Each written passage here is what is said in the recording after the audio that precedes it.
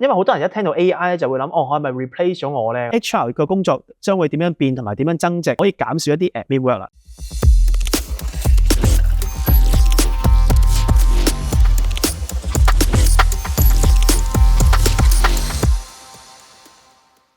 好，大家好，歡迎嚟到我嘅 channel， 我叫 Dicky， 我就今日咧就想利用我做咗大概10年 recruitment 嘅經驗啦，同埋做咗10年 IT 嘅經驗啦，咁大家估到我幾多歲係啦？咁但係咧，因為呢兩個經驗咧，好幫到我去諗點樣利用科技咧去諗唔同嘅行業。今日咧我就想分享一下點樣利用 AI 咧去改革一啲好大量嘅 HR 嘅職位，因為好多人一聽到 AI 咧就會諗，係咪 replace 咗我呢？咁樣。好啦，咁點為止啲時間點樣花呢？咁今日我分享下5個工序係 AI 咧係直接可以喺短時間內改變到 HR 嘅工作嘅。咁第一啦，就係咧其實睇 CV 啊。咁我相信咧尤其是喺呢個 market 咁差咧，其實大部分我哋 HR 咧，你 post 出嚟嘅 job ads 咧係會有好多人報嘅。咁但係其實你有冇時間睇嘅咧？咁其實只要咧你識少少可能一啲 scripting 啊，識少少一啲 AI 嘅嘢咧，其實咧你係可以用 AI 幫你 screen CV 嘅。即係例如咧，就係我哋而家咧其實已經 set 咗一啲 AI 嘅 agent 咧，基本上係幫我哋 screen CV。譬如個同學仔喺邊度畢業啦，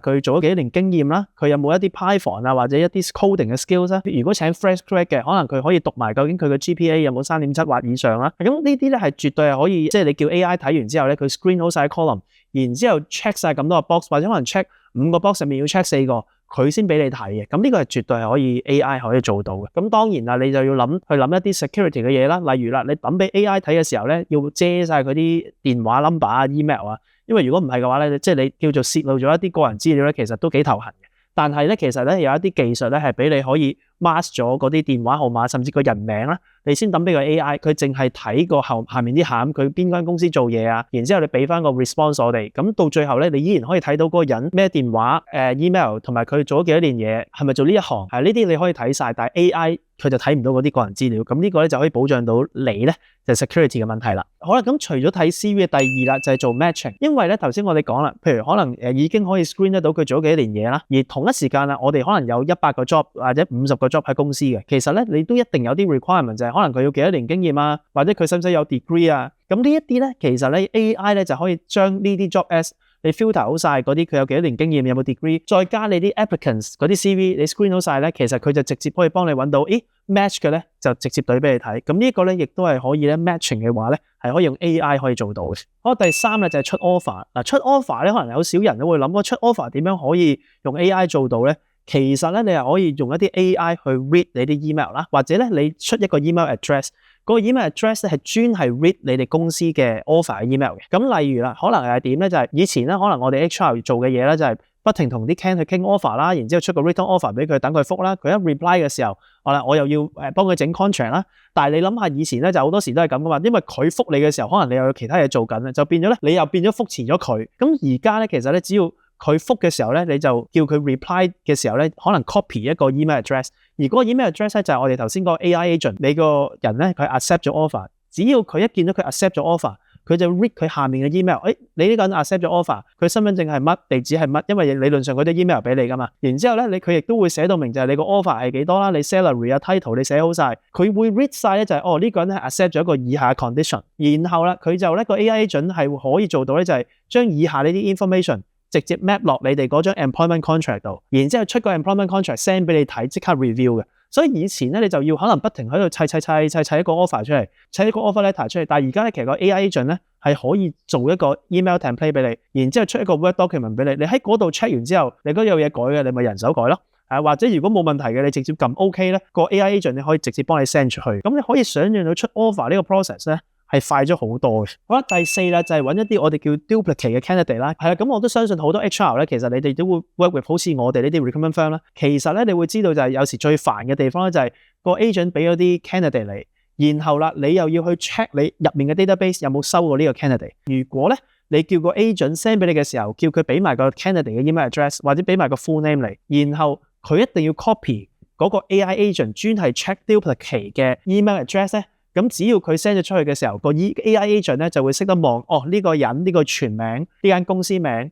然之後呢個 email address，個 AI agent 咧就會直接將呢個 email address 同埋個 full name 喺個 candidate database 度去揾到嘅時候，即刻 duplicate 嘅時候咧，佢可以即刻出個 email 出嚟話，呢個咧係個 duplicate 嘅 candidate。其實呢個咧有兩個好處啊。第一啦，就係個 agent 會覺得你覆得快啦，同埋佢知道係 AI agent check 咧，佢更加會相信呢件事係真嘅，係真係有個 duplicate 嘅 candidate。第二啦，就係因為我諗好多 HR 你都知道，大家簽咗個 term 就係如果你唔覆嘅話咧，可能7日內唔覆個 candidate 咧就當冇 duplicate 噶啦。咁呢一個咧，你有時忙咧就係或者 miss 咗個 email 咧，就變咗個責任喺你度嘅。但係如果你標咗個咁樣嘅 AI agent 咧，個責任咧就喺個 AI agent 度啦。咁所以咧就有人幫你，你就可以 outsource 咗呢個 check duplicate 嘅責任俾佢。咁呢個咧就係可以大大減低咗你 check duplicate 嘅時間同埋一啲 admin 嘅 work 嘅。第五啦，咁我亦都相信好多 HR 會知啦，就係做 mass recruitment。咁 mass recruitment 係點咧？就係以前啦，可能你會叫啲人啦，可能係submit一個 video 啦，譬如好似我哋以前咧聽有啲專係請嗰啲可能空姐啊，或者請一啲 MT 嘅話咧，佢係做唔到可能每個人都見1個鐘噶嘛。咁所以咧佢可能就會話，不如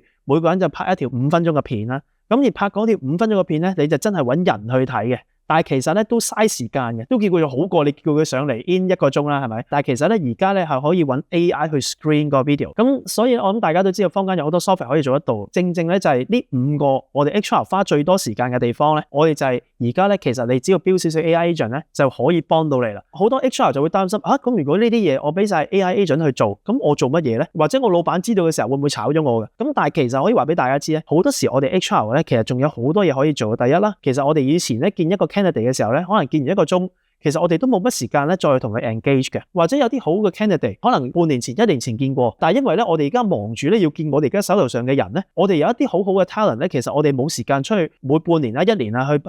engage 啊，令去 recruit 佢啊。咁所以你都要可以俾個 vision 你老闆咧，就係如果咧你識標呢啲 AI agent 做晒呢啲嘢之後咧，你係唔會冇嘢做，因為咧你係仲有啲再高增值啲嘢，就係假設你做銀行嘅，你知道出面咧可能有10個 top sales 嘅，以前其他銀行嘅 HR 咧，其實佢都係忙住搞佢手頭上嘅工作，冇時間，就算知道佢 top sales 咧，冇時間去 engage 佢嘅。但係如果你用 AI agent 咧去 simplify 咗一啲好手頭上你成日做嘅 admin work 咧，你就 keep 住可以每半年啊、1年啊，或者係啲節日啊，揾翻嗰10個 top talent，不停去同佢傾偈。然之後俾佢 feel 得到你哋公司好有誠意，而好多時呢啲 talent 咧，如果俾佢知道點解你咁有時間揾我嘅，你哋公司唔係應該好忙嘅咩？然之後你俾佢知道，係啊，因為我哋用 AI agent 做咗好多呢啲嘢，而家我哋人咧就專去做翻一啲我哋人價值要做嘅嘢啦。其實咧，你係正正 lift 到你哋嘅 employment brand 嘅。咁希望今日我分享俾大家嘅資訊會幫到你哋啦。好啦，咁如果你想了解多少少呢啲技術啊，或者你想學點樣可以標到呢啲 AI agent 嘅話咧，你可以參加我哋嘅課程或者了解多少少啦，聯絡我哋啦。咁我哋咧可以 send 翻一啲課程嘅資料俾你睇下嘅。又或者如果你純粹想我冇時間學喎，係我純粹想了解呢啲資訊啫，我哋都會有啲 document 咧話俾大家知，就係 HR 咧可以點樣利用 AI 可以再做到多少少